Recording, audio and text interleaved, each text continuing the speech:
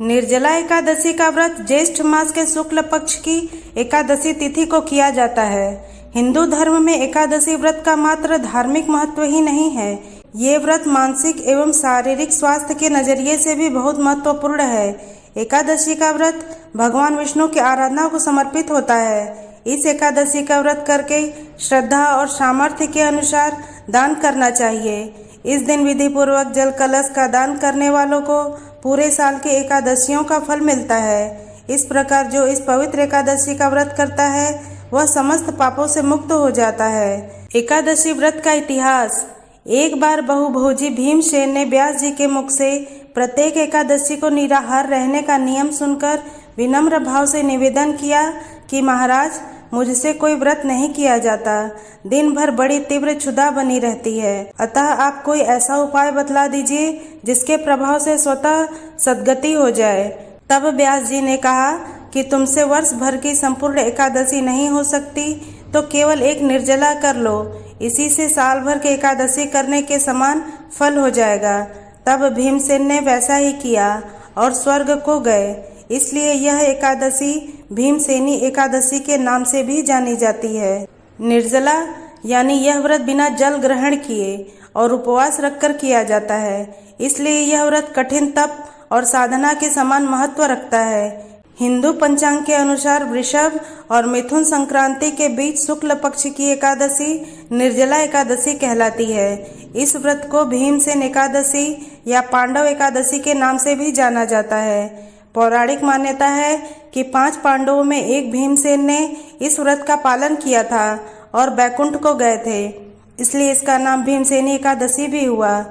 सिर्फ निर्जला एकादशी का व्रत कर लेने से अधिक मास की 2 एकादशियों सहित साल की 25 एकादशी व्रत का फल मिलता है। जहां साल भर की अन्य एकादशी व्रत में आहार संयम का महत्व है, वहीं निर्जला एकादशी के दिन आहार के साथ ही जल का संयम भी जरूरी है। इस व्रत में जल ग्रहण नहीं किया जाता है, यानी निर्जल रहकर व्रत का पालन किया जाता है। यह व्रत मन को संयम सिखाता है और शरीर को नई ऊर्जा देता है। यह व्रत पुरुष और महिलाओं दोनों द्वारा किया जा सकता है। यह व्रत का विधान है। व्रत कथा। जब वेद व्यास ने पांडवों को चारों पुरुषार्थ धर्म, अर्थ, काम और मोक्ष देने वाले एकादशी व्रत का संकल्प कराया था, तब युधिष्ठिर ने कहा, जनार्दन, ज्येष्ठ मास के शुक्ल पक्ष में जो एकादशी पड़ती हो, कृपया उसका वर्णन कीजिए। भगवान श्री कृष्ण ने कहा, हे राजन, इसका वर्णन स्वयं धर्मात्मा व्यास जी करेंगे, क्योंकि ये संपूर्ण शास्त्रों के तत्वज्ञ और वेद वेदांगों के पारंगत विद्वान हैं। तब वेद व्यास जी कहने लगे, कृष्ण और शुक्ल पक्ष की एकादशी में अन्न खाना वर्जित है। द्वादशी को स्नान करके पवित्र होकर फूलों से भगवान केशव की पूजा करें, फिर पहले ब्राह्मणों को भोजन देकर अंत में स्वयं भोजन करें।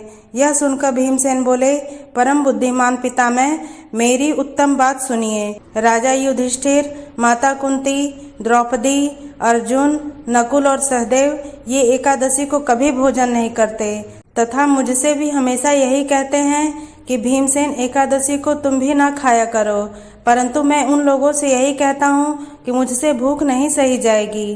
भीमसेन की बात सुनकर व्यास जी ने कहा, यदि तुम नरक को दूषित समझते हो और तुम्हें स्वर्ग लोक की प्राप्ति अभीष्ट है और तो दोनों पक्षों की एकादशियों के दिन भोजन नहीं करना।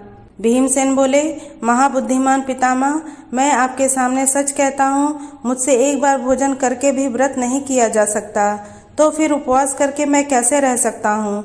मेरे उदर में वृक्क नामक अग्नि सदा प्रज्वलित रहती है, अतः जब मैं बहुत अधिक खाता हूँ तभी वह शांत होती है। इसलिए महामुनि, मैं पूरे वर्ष भर में केवल एक ही उपवास कर सकता हूँ, जिससे स्वर्ग की प्राप्ति सुलभ हो तथा जिसके करने से मैं कल्याण का भागी हो सकूं।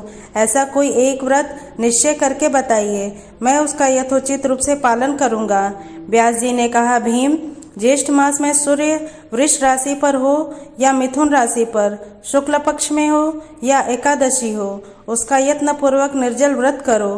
केवल कुल्ला या आचमन करने के लिए मुख में जल डाल सकते हो, उसको छोड़कर किसी प्रकार का जल विद्वान पुरुष मुख में न डालें, अन्यथा व्रत भंग हो जाता है। एकादशी को सूर्योदय से लेकर दूसरे दिन के सूर्योदय तक मनुष्य जल का त्याग करे तो यह व्रत पूर्ण होता है। इसके द्वारा द्वादशी को प्रभात काल में स्नान करके ब्राह्मणों को विधि पूर्वक जल और सुवर्ण का दान करे। इस प्रकार सब कार्य पूरा करके जितेंद्रिय पुरुष ब्राह्मणों के साथ भोजन करें। वर्ष भर में जितनी एकादशियां होती हैं उन सब का फल इस निर्जला एकादशी से मनुष्य प्राप्त कर लेता है। इसमें तनिक भी संदेह नहीं है। शंख चक्र और गदा धारण करने वाले भगवान केशव ने मुझसे कहा था कि यदि मानव सबको छोड़कर एकमात्र मेरी शरण में आ जाए और एकादशी को निराहार रहे तो वह सब पापों से छूट जाता है। कुंती नंदन, निर्जला एकादशी के दिन श्रद्धालु स्त्री पुरुषों के लिए जो विशेष दान और कर्तव्य विहित हैं उन्हें सुनो। उस दिन जल में शयन करने वाले भगवान विष्णु का पूजन और जलमयी धेनु यानी पानी में खड़ी गाय का दान करना चाहिए। सामान्य गाय या घी से बनी गाय का दान भी किया जा सकता है। इस दिन दक्षिणा और कई तरह की मिठाइयों से ब्राह्मणों को संतुष्ट करना चाहिए। उनके संतुष्ट होने पर श्रीहरि मोक्ष प्रदान करते हैं। जिन्होंने श्रीहरि की पूजा और रात्रि में जागरण करते हुए इस निर्जला एकादशी का व्रत किया है उन्होंने अपने साथ ही बीती हुई 100 पीढ़ियों को और आने वाली 100 पीढ़ियों को भगवान वासुदेव के परम धाम में पहुंचा दिया है। निर्जला एकादशी के दिन अन्न, वस्त्र, गौ, जल, सैया, सुंदर आसन, कमंडलू तथा छाता दान करने चाहिए। जो श्रेष्ठ तथा सुपात्र ब्राह्मण को जूता दान करता है वह सोने के विमान पर बैठकर स्वर्ग लोक में प्रतिष्ठित होता है। जो इस एकादशी की महिमा को भक्ति पूर्वक सुनता अथवा उसका वर्णन करता है वह स्वर्ग लोक में जाता है। चतुर्दशी युक्त अमावस्या को सूर्य ग्रहण के समय श्राद्ध करके मनुष्य जिस फल को प्राप्त करता है वही फल इस कथा को सुनने से भी मिलता है। भीमसेन ज्येष्ठ मास में शुक्ल पक्ष की जो शुभ एकादशी होती है उसका निर्जल व्रत करना चाहिए। उस दिन श्रेष्ठ ब्राह्मणों को शक्कर के साथ जल के घड़े दान करने चाहिए। ऐसा करने से मनुष्य भगवान विष्णु के समीप पहुंचकर आनंद का अनुभव करता है। इसके बाद द्वादशी को ब्राह्मण भोजन कराने के बाद स्वयं भोजन करें।